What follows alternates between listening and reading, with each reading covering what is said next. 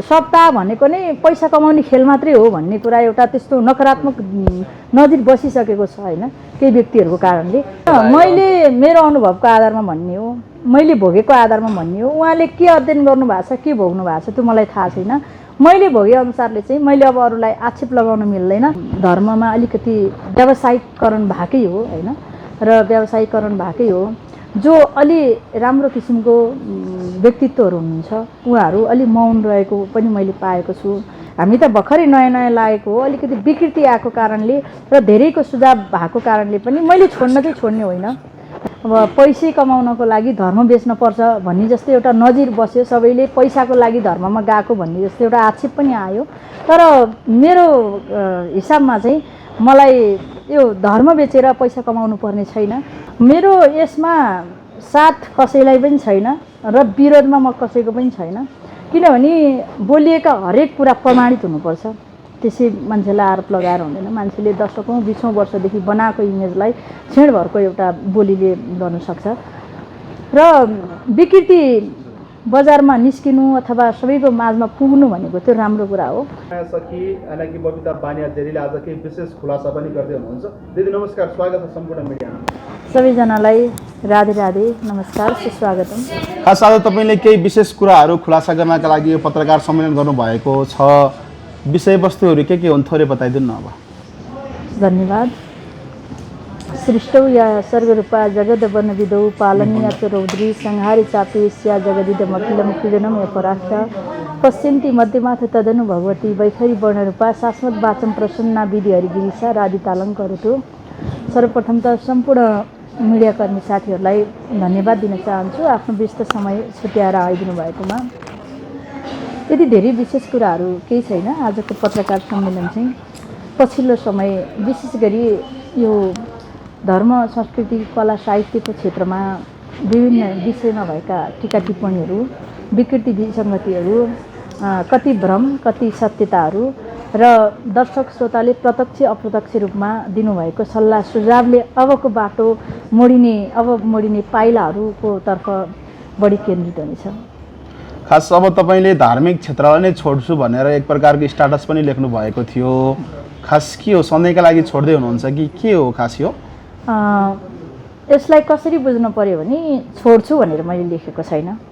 अलिकति बाटो परिवर्तन चाहिँ गर्ने भन्ने विचार गरेको हो। जब हामीले आफ्नो धर्म संस्कृति कला साहित्यलाई छोड्छौँ तब राष्ट्रियतालाई छोड्छौँ। यो छोड्न सकिने कुरो होइन। तथापि यो वैदिक सनातन धर्म धार्मिक क्षेत्रमा म पछिल्लो समय सप्ताहको नवाहको विभिन्न कथाको वाचिकाको रूपमा रहेर धेरै जिम्मेवारी लिएर गरिरहेको कर्मलाई चाहिँ अलिक कम गरेर अब एक दिने सत्सङ्ग भजन कीर्तनहरू चाहिँ गर्ने, बरु आफूलाई सबैभन्दा रुचाइएको लोकदोहोरीको क्षेत्रलाई अलिकति समय दिने, पुरै जिम्मेवारी लिएर लामो समय सप्ताहहरूको कथाको चाहिँ वाचन नगर्ने भन्ने चाहिँ हो। यो यात्रामा किन एक्कासी ब्रेक लाग्यो त तपाईँको?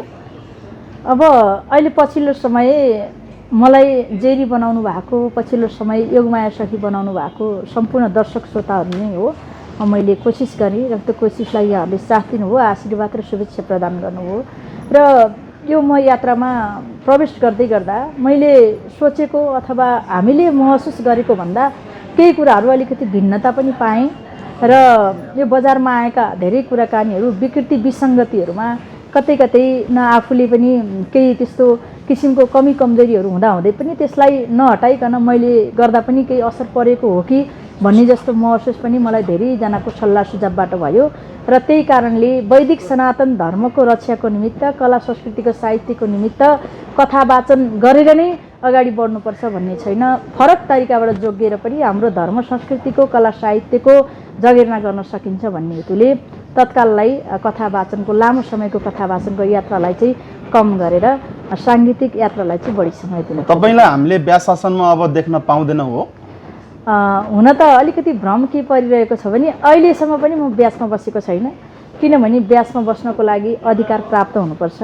मैले जति पनि मञ्चमा गएर कथावाचिकाको रूपमा चाहिँ वैदिक ब्राह्मणहरूले आयोजना गरेर उहाँहरूले यज्ञाचार्यको भूमिका लिएर अरू कर्म गरेको उसमा गएर मैले कथा वाचन गरेको हो।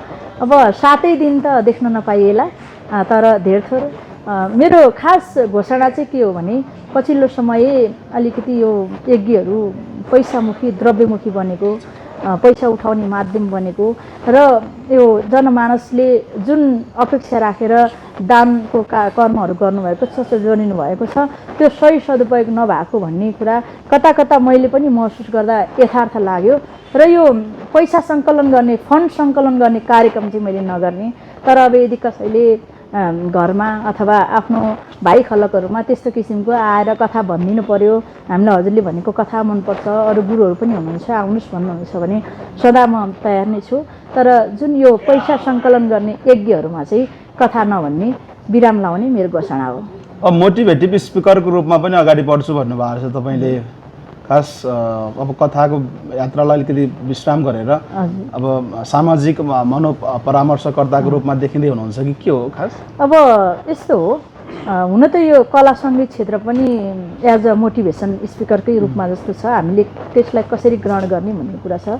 मैले यो आफूले आर्जन गरेको ज्ञान गुणका कुराहरूलाई र आफ्नो अनुभवहरूलाई चाहिँ आवश्यकता परेको ठाउँमा सत्सङ्ग र मोटिभेसनको प्रवचनको माध्यमबाट, गीत सङ्गीतको माध्यमबाट प्रस्तुत गर्ने विचार गरेको हो।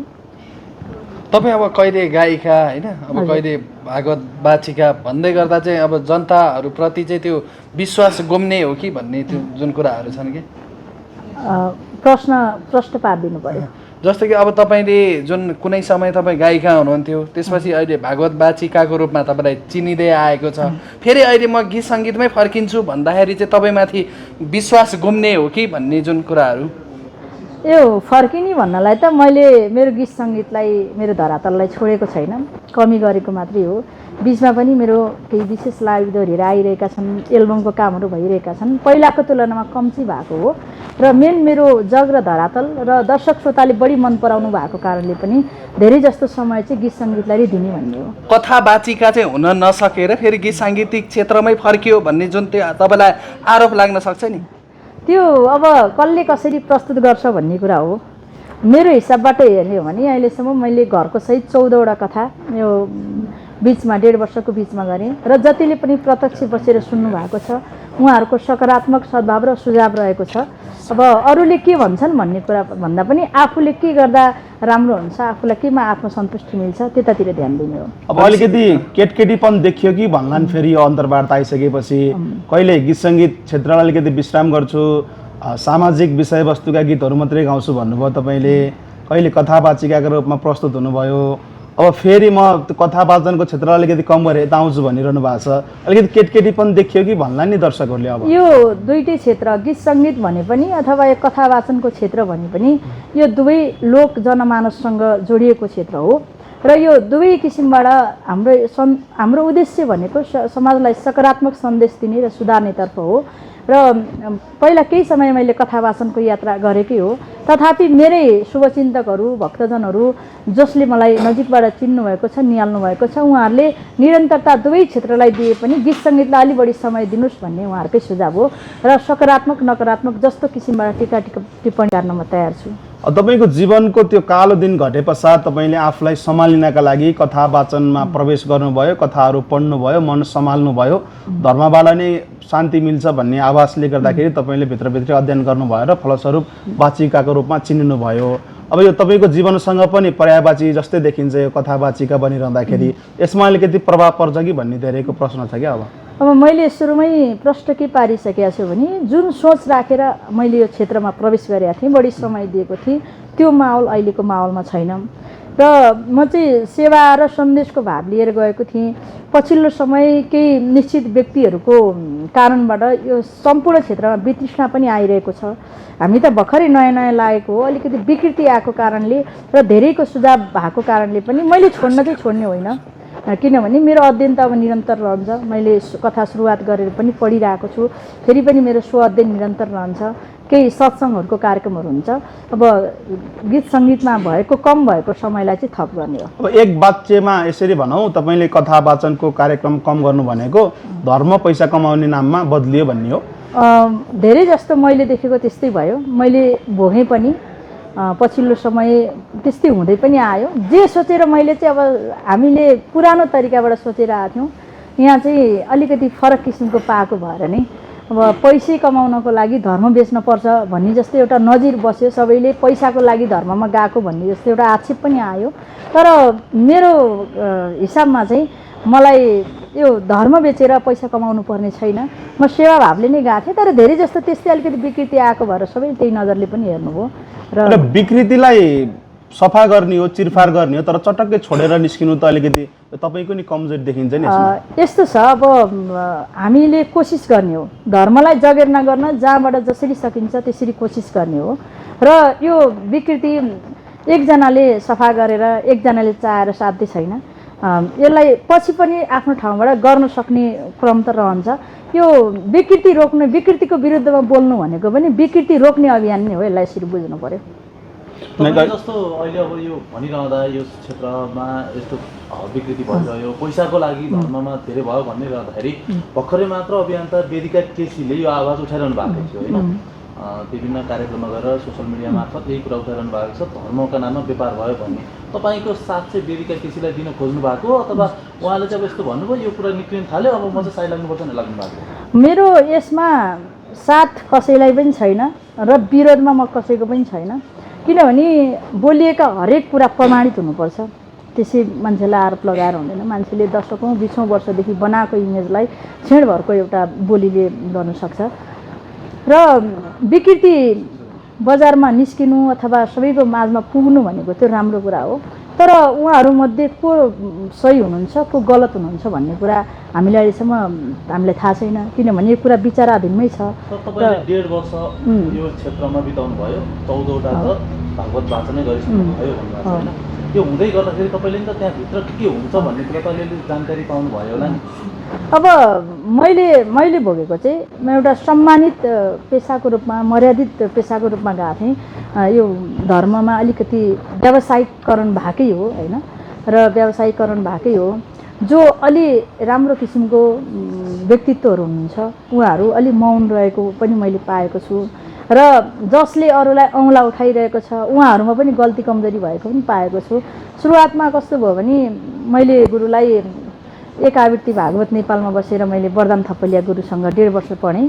त्यसपछि वृन्दावनमा गएर आदरणीय ईश्वर उपाध्याय गुरुसँग पनि एक आवृत्ति भागवत पढ्ने मलाई अवसर जुर्यो, र एक आवृत्ति भागवत मैले पढिसकेपछि मेरो जीवनमा एउटा इच्छा थियो, म अन्त नभए पनि आफ्नो घरमा भए पनि एकचोटि कथा, भागवतको कथा चाहिँ म भनेर मात्रै मर्ने भन्ने मेरो सङ्कल्प थियो। र त्यही अनुरूप हामीले पहिलो भागवत परीक्षणको लागि पहिलो भागवत गऱ्यौँ रानीमनमा, र त्यो पहिलो भागवत हामीले सोचेको भन्दा सफल भयो, रुचाइदिनु हो। र त्यसपछि अन्त पनि भागवतको कथाहरूको कार्यक्रम आउनु थाल्यो। गुरुहरूले चाहिँ मलाई अध्ययनलाई निरन्तरता दिएर केही वर्ष नगर्न भन्नुभएको थियो, तर मैले अब अनुरोध गरेको ठाउँको चाहिँ एउटा दुईवटा कार्यक्रम गरेर म फेरि वृन्दावन गएर पढ्छु भन्ने कुरा गरेका थिएँ। त्यसपछि आएका कार्यक्रमहरूलाई पनि लिएँ, बिचमा अध्ययन गर्दै मलाई गुरुहरूले मेरै बढी जिद्दीले मलाई एकदमै रहर भएको कारणले र अहिले पनि गुरुहरूसँग मैले सल्लाह गरेको छु। यस्तो यस्तो कुरा विषयवस्तु आएको छ, कतै हुन त मैले कति अध्ययन गरेको छु, मेरो कति तयारी छ, सबैले गुरुकुल बसेर पढेका हुँदैनन्, के तयारी छ कसरी आएको छ भन्ने त सबैलाई थाहा छैन। उही सबैले हिजो गीत गाउने जेरीले गीत गाएको मात्रै देख्नु भएको छ, मैले अध्ययन गरेको, मैले तयारी गरेको देख्नु भएको छैन, र त्यो आक्षेप आउनु सामान्य कुरा पनि हो। र गुरुहरूसँग पनि सरसल्लाह गरेर अब हुन्छ तपाईँको इच्छा नै त्यस्तै छ भने अलिकति विकृतिलाई टेवा पुर्याउने भन्दा पनि हटाउनेतर्फ लाग्नुहुन्छ भने यसमा हाम्रो आशीर्वादै छ। निरन्तरता दिनुहोला, अध्ययन गर्नुहोला, यही पैसामुखी कार्यक्रम चाहिँ नगर्नुहोला भनेर गुरुहरूको पनि त्यस्तै आज्ञा भएको छ मलाई। पैसामुखी कार्यक्रम नबनाउन चाहिँ के गर्न पर्ने रहेछ खास? अब एउटा न एउटा नाममा कहिले के बनाउने त्यस्तो नाममा कार्यक्रम हुन्छन्। अब कतै त्यो हामीले अपेक्षा गरेको जस्तो फन्ड पनि उठ्छ, कतै उठ्दैन, खर्चिलो पनि धेरै खर्चिलो छ। धेरै जस्तो सार्वजनिक कार्यक्रममा चाहिँ मर्यादा विपरीत गरिराखेका हुन्छन्, र धर्मलाई धर्मकै रूपमा रक्षाको रूपमा लियो भने चाहिँ यो कार्य कम हुन्छ होला। नत्र अहिले पछिल्लो समय चाहिँ अब विकृति केवल फन्ड उठाउनको लागि केही गर्नु छ भने सप्ताह लगाउने भन्ने जस्तो भयो नि त। सामाजिक अभियन्ता जुन वेदिका केसीले उठाएका जुन विषयहरूलाई चाहिँ के भन्नुहुन्छ तपाईँ? उहाँले भनेका कुराहरू र तपाईँले भन्नुभएको कुराहरू ठ्याक्कै मिल्न पनि गइरहेको होइन। मैले मेरो अनुभवको आधारमा भन्ने हो, मैले भोगेको आधारमा भन्ने हो। उहाँले के अध्ययन गर्नु भएको छ, के भोग्नु भएको छ त्यो मलाई थाहा छैन। मैले भोगेअनुसारले चाहिँ मैले अब अरूलाई आक्षेप लगाउन मिल्दैन, तर धर्ममा विकृति छ, अलिकति धर्म व्यावसायिक छ चाहिँ भन्न मिल्छ। भनेपछि मन्दिर बनाउने भनौँ अथवा अन्य धेरै कुराहरू बनाउने भन्छन्, तर त्यो पैसा मात्र उठ्यो बनेन भन्ने जुन त्यो गुनासोहरू आउँछन्। कति ठाउँमा बनिरहेको पनि छ र कति ठाउँमा बनेको छैन। अब धेरै जस्तो त मैले यहाँ गुरुहरू गुरुमाताहरू कस्तो देखेको छु भने सम्पूर्ण टिमको जिम्मेवारी लिने, जस्तै अब कार्यक्रम आउँछ, एउटा सप्ताहको कार्यक्रम आयो, सम्पूर्ण टिमलाई लिएर जाँदाखेरि त्यहाँ 20 लाखमा हुनेछ भने 40 लाखको ड्रिल गर्नुहुन्छ। आखिर त्यो आयोजकले दिएको पैसा त्यहाँ काम गर्नेले पुरै पाएको पनि हुँदैन। बिचमा अलिकति दलाली जस्तो प्रकृति पनि मैले देखिरहेको छु, आफूले भोगिरहेको छु। अब यो चाहिँ हट्नुपर्ने जरुरी नै छ। तिनीहरू विरुद्ध के तपाईँ कानुनी कारबाहीमा जानुहुन्छ कि के गर्नुहुन्छ त? अब तपाईँले मैले व्यक्ति तोकेर मैले भन्दिनँ र मैले भनिसकेपछि जो हो उहाँहरू सचेत हुनु होला। अब आयोजक पनि सचेत भएरै अगाडि बढ्नुहुन्छ होला। मैले कसैलाई कानुनी रूपमा यसो त्यसो गर्ने भन्ने छैन, व्यक्तिगत रूपमा आक्षेप पनि छैन। जसले अब धर्ममा अलिकति सुधार गर्नुपर्ने छ उहाँहरूले सुधार्ने बाटोमा, मान्छेबाट गल्ती कमजोरी हुन्छ आफै सुध्रिने हो भन्ने बाटोमा लाग्नुभयो भने बिग्रिया केही छैन, फेरि राम्रै हुन्छ। यो 6 महिना पढेर कथावाचक बन्ने, कथावाचिका बन्ने भन्ने जुन आरोप आइरहेको छ नि अहिले पछिल्लो समय, यो कथावाचक वाचिका बनाउनलाई कति समय अध्ययन गर्नुपर्ने रहेछ होइन? के पुरा गर्नुपर्ने रहेछ? तपाईँले के पुरा गरेर चाहिँ यो क्षेत्रमा लाग्नुभयो? अब के मिलेन र तपाईँ फेरि ब्याक हुनुभयो? के चाहिँदो रहेछ यो चिज हुनलाई? अब यो 6 महिना 2 महिना 4 महिना 1 महिना भन्ने कुराहरू मात्रै हुन्। कसले कति पढ्या कसले पढ्या छैन भन्ने कुरा जसले पढ्या छ, जसले समय दिएको छ उसैलाई थाहा हुन्छ। र मैले मेरो कुरा गर्ने हो भने मैले 2 आवृत्ति भागवत पढेको, वैष्णव दीक्षा लिएको गुरुबाट, र मलाई मेरो दीक्षा दिने गुरुले पनि शिक्षा दिने गुरुले पनि मलाई अनुष्ठानको जिम्मेवारी दिनुभएको छैन। केवल सत्सङ्ग र कथा गर्न सकिन्छ भनेर दीक्षा दिएर पठाउनु भएको हो। र कथा गर्नको लागि कथाको विषयवस्तु र त्यससम्म सम्बन्धित ज्ञानहरू भयो भने प्रस्तुत गर्न सकियो भने सकिन्छ भनेर गुरु आज्ञा पाएँ। मैले अनुष्ठान गर्ने होइन, अनुष्ठान नगर्ने भएको कारणले सबै अब वेद वेदान्त सबै जान्नुपर्छ भन्ने आवश्यकता छैन। जानेको राम्रो। हुन त मैले कर्मकाण्ड गरेर आएको होइन, मेरो परिवारमा संस्कृत पढ्ने मान्छे छैन, मेरो परिवारमा धार्मिक मान्छे छैन, तथापि म एउटा इच्छाले आएको हुँ। र अब पढ्न त सबै पढेर आएको राम्रो, तर जसले हामीलाई औँला उठाइरहनु भएको छ मलाई लाग्छ कतिले त मैले जति अध्ययन पनि गर्नुभएको छैन होला जस्तो लाग्छ। योगमाया सखी चाहिँ के नाम पाउनु भएको तपाईँले? यो योगमाया सखी म जन्मेर मेरो 11 दिनमा न्वारण गर्दाखेरि वाचन शिरोमणि स्वर्गीय नारायणप्रसाद पोखरेलले न्वारणमा राखिदिनु भएको नाम। वृन्दावनमा पाएको नाम भन्नुभएको थियो नि पहिला? सखी। वृन्दावनमा दीक्षित हुँदा गुरुले दिनुभएको नाम सखी, अनि मेरो न्वारणको नाम नै योगमाया भएको कारणले पछि मैले योगमाया सखी बनाएर। त्यो नामले चाहिँ कथा वाचन गर्न मिल्दो रहेनछ? मिल्न त मिल्छ, तथापि अब गुरुले दिनुभएको नाम पनि न्वारणको नाम पनि धार्मिक क्षेत्रसँग बढी जोडिएको कारणले मैले आफूलाई योगमाया सखीको रूपमा उभ्याएको। अब तपाईँ केही बेरमा युके जाँदै हुनुहुन्छ, केही समय पछाडि सम्भवतः आध्यात्मिक यात्रामै तपाईँ युके जान लाग्नु भएको छ होइन, आध्यात्मिक भ्रमणका लागि। त्यहाँ चाहिँ के हुन्छ? कथा वाचन कार्यक्रम हुन्छ कि आध्यात्मिक टुर मात्रै? अब मैले भनिसकेँ, सप्ताह अथवा पैसा उठाउने कार्यक्रममा मैले कथा गर्दिनँ। सत्सङ्गको रूपमा 1 दिने 2 दिने प्रवचन भजन कीर्तनका कार्यक्रमहरूलाई मैले गर्छु। त्यहाँ चाहिँ अब पहिलो कार्यक्रम सापकोटा बन्धु समाजले आयोजना गरेको छ र त्यो कार्यक्रममा मैले सत्सङ्ग पनि गर्छु, भजन कीर्तन पनि गाउँछु, लोकसङ्गीतहरू तीजका गीतहरू पनि प्रस्तुत गर्छु। ओके, अब तीज पनि नजिकिँदैछ, तपाईँलाई यो गीत सङ्गीतको मोहले छोड्न सकेन, फलस्वरूप तपाईँलाई धेरै समय गीत सङ्गीतलाई नै दिन लाग्नु भएको छ। के छ यो पालि तीजमा कतिवटा गीतहरू लिएर आउनु भयो? के छ तयारी तीजको? मेरो एउटा फुलदेवीलाई, जवान बेबीलाई अहिले सबभन्दा धेरै चर्चाको शिखरमा सबैले मन पराइरहनु भएको छ, सबैप्रति कृतज्ञता अर्पण गर्न चाहन्छु। अब छिट्टै अरू 5वटा गीत रिलिज हुँदैछन्, अब सबैजनाले सपोर्ट गरिदिनु होला। जस्तो दिदी अब आउने दिनहरूमा चाहिँ दर्शकहरूले हजुरलाई गायिका भनेर चिन्नु कि कथावाचिका भनेर चिन्नु? अब मेरो धरातल चाहिँ गायनबाटै भएको भएर कथा वाचनको यात्रामा पनि लागेको कारणले पनि मलाई अब जसले जस्तो रूपबाट चिन्न चाहनुहुन्छ होइन, कसैले कथा गर्न चाहनुहुन्छ भने मलाई कथावाचिका देवीको रूपमा चिन्दा हुन्छ, कसैले मेरो गीत सङ्गीतलाई श्रवण गर्न चाहनुहुन्छ भने गायिका देवीको रूपमा चिन्दा हुन्छ। समय चाहिँ अलिकति तपाईँ विचलित हुनुभएको, किनकि जुन सुरुवाती समयमा तपाईँ जुन आशा बोकेर आउनुभएको थियो त्यो सफलता नपाउँदा चाहिँ तपाईँ चाहिँ अलिकति निराश बन्नुभएको। सफलता त 1.5 वर्षमा एउटा नयाँ मान्छेले 14वटा कथा गर्न पाउनु भनेको यो चान्चुने कुरा होइन। पशुपतिमै मैले होइन पशुपतिमै मैले 3वटा कथा गरेको छु र मैले यो क्षेत्रमा बोकेर आएको उत्साह जुन थियो र त्यो क्षेत्रभित्रको विकृतिहरू अलिकति फरक किसिमको अब धर्म सत्ता भनेको नै पैसा कमाउने खेल मात्रै हो भन्ने कुरा एउटा त्यस्तो नकारात्मक नजिर बसिसकेको छ होइन केही व्यक्तिहरूको कारणले। त्यस कारणले मलाई जीवनयापन गर्नको निमित्त मैले जति पनि कार्यक्रम गरेको छु घरको कार्यक्रम घरको भइहाल्यो। सार्वजनिक कार्यक्रममा आफ्नै आफन्तहरूलाई बोलाएर यो कार्यक्रमलाई घाटामा जान दिनु हुँदैन, सबैलाई उठाइदिनुपर्छ, सपोर्ट गरिदिनुपर्छ भनेर आफैले मैले दान हाल्न लागेको छु। पशुपतिमा त मैले 2टा कथा गरेको, मलाई घर आउन ट्याक्सी भाडा बाहेक अरू केही पनि प्रदान भएको छैन, मैले मागेको पनि छैन, किनभने मैले त्यो धाममा बसेर कथा गर्न पाएँ भनेको छु। मैले आफ्नै सक्दो योगदान गरेको छु। तथापि अब पैसै उठायो, ठगेरै खायो, लुटेरै खायो भन्दा त अलिकति नमजा लाग्छ। मेरो आफ्नो अटोमेटिक बनिरहेको क्षेत्र छँदैछ।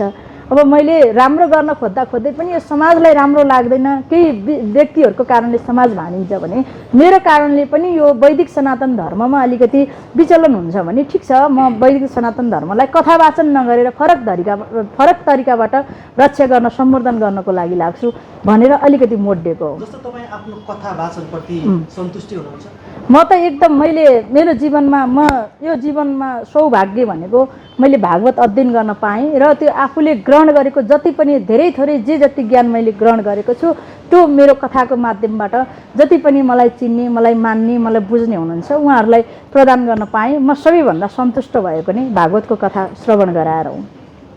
जस्तो अब दर्शकले पनि तपाईँलाई फेरि हेर्ने नजर चाहिँ अब परिवर्तन होला जस्तो छ कि अब कहिले गाउँछु भन्नुहुन्छ होइन, फेरि मैले गीत गाउनबाट अब म सामाजिक गीत गाउँछु भन्नुभयो, फेरि आध्यात्ममा लाग्नु, अब फेरि म मोटिभेसनतिर लाग्छु भनिरहनु भएको छ। जतिले तपाईँलाई माया गर्नुहुन्थ्यो, जुन परिस्थितिमा तपाईँ हुनुहुन्थ्यो त्यति बेला दर्शकले यति धेरै साथ दिनुभयो तपाईँलाई होइन, एक लेभलमा पुर्याउनु भएको थियो दर्शकले। अब त्यही दर्शकलाई तपाईँले कतै भ्रममा त राख्नु भएन कि भन्ने प्रश्न पनि उठ्न थालेको छ कि त्यो दर्शकहरूले पनि अब के आधारमा चाहिँ विश्वास गर्ने तपाईँलाई? विश्वास गर्ने माध्यम त भएन नि त, कहिले गाउँछु भन्छ, कहिले गाउँदैन भन्छ, कहिले यो कथा वाचन गर्छु भन्छ, कहिले फेरि यता लाग्छु भन्छ भने त दर्शक चाहिँ अब कन्फ्युज भयो क्या। जस्तो भोलिको दिनमा हजुरले फेरि के गर्नुहुन्छ भने उहाँहरूलाई चाहिँ डाउट हुनसक्छ।